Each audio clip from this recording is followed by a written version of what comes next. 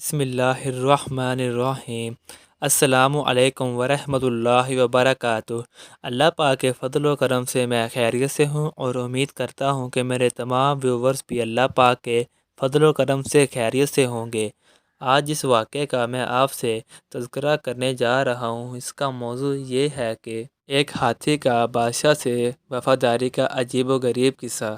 بادشاہ بہادر شاہ ظفر خاندان مغلیہ کے آخری بادشاہ تھے۔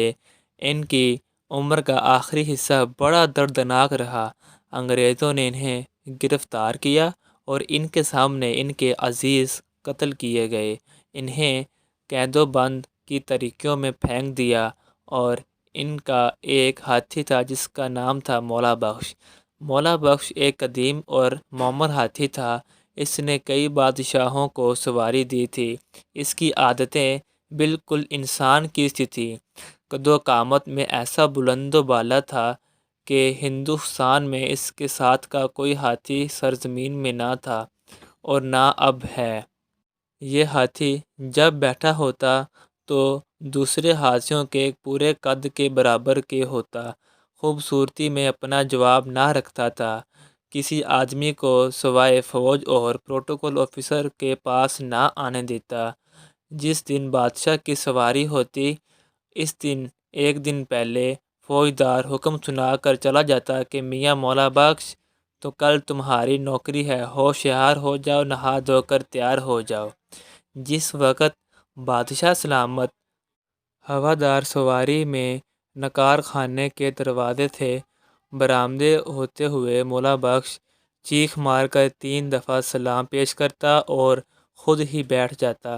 جس وقت تک بادشاہ سوار نہ ہو لیں اور خواص نہ بیٹھ جائیں، کیا مجال کہ جنبش کر جائے۔ جب بادشاہ سوار ہو جاتا اور فوجدار اشارہ کرتا تو فوراً کھڑا ہو جاتا۔ مختصر یہ کہ جب سواری سے فرصت پاتا پھر ویسا ہی مست ہو جاتا اور کسی شخص کو قریب نہ آنے دیتا۔ جب شاہی فیل خانہ پر انگریزوں کا قبضہ ہو گیا تو مولا بخش نے دانہ پانی کھانا پینا چھوڑ دیا۔ فیل بان نے جا کر سانڈرس صاحب کو اطلاع دی کہ ہاتھی نے کھانا پینا چھوڑ دیا ہے۔ سانڈرس صاحب کو یقین نہ آیا۔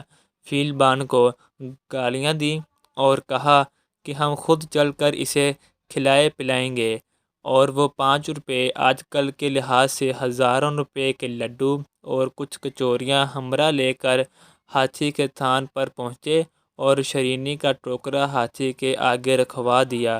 ہاتھی نے جھلا کر ٹوکرے کو اس طرح مارا کہ اگر کسی آدمی کو لگتا تو اس کا کام تمام ہو جاتا۔ ٹکڑا دور جا گرا اور تمام شرینی بکھر گئی۔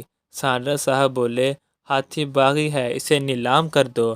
چنانچہ اسی روز صدر بازار میں لا کھڑا کر دیا، لیکن کوئی خریدار نہ ہوا۔ ایک پنساری نے 250 روپے کے بدلے خرید لیا۔ فیل بان نے ہاتھی سے کہا، لے بھائی، تمام عمر تو نے بادشاہوں کی نوکری کی، اب تقدیر پھوٹ گئی کہ ہلدی کی کیرا بیچنے والے کے دروازے تک چلنا پڑا۔ یہ سنتے ہی ہاتھی صدمے کی وجہ سے کھڑے کھڑے زمین پر گر پڑا اور موقع پہ ہی جاں بحق ہو گیا۔ دیکھیے، ہاتھی جانور ہو کر بھی اپنے بادشاہ کے ساتھ کتنا وفادار تھا کہ دور رہ کر بھی وفاداری کا دامن نہ چھوڑا۔ غور کیجئے کہ آج کل کے معاشرے میں ایسا وقت کا عالم ہے کہ انسان انسان کا دشمن ہے اور انسان ہی انسان کا قاتل ہے۔ اللہ پاک ہمارے دلوں کو صاف فرمائے اور آپس میں اتفاق و محبت رکھنے کی توفیق عطا فرمائے۔ آمین یا رب العالمین۔ آخر میں ایک جملہ عرض کرتا چلوں، رزق اور موت کا خوف نہ رکھو، یہ اختیار صرف اللہ کے پاس ہے۔ بے شک نہ کوئی تمہارا رزق چھین سکتا ہے اور نہ ہی موت دے سکتا ہے سوائے اللہ تعالیٰ کے۔ جزاک اللہ خیرا۔ اگر میری ویڈیو اچھی لگی ہے تو مہربانی فرما کر میری حوصلہ افزائی کے لیے میری ویڈیو کو لائک کیجئے اور اسی طرح سابقہ موضوع واقعات کے لیے میرے چینل کو سبسکرائب کیجئے۔ اللہ پاک تمام امت مسلمہ کو اپنے حفظ و امان میں رکھے۔ آمین یا رب العالمین۔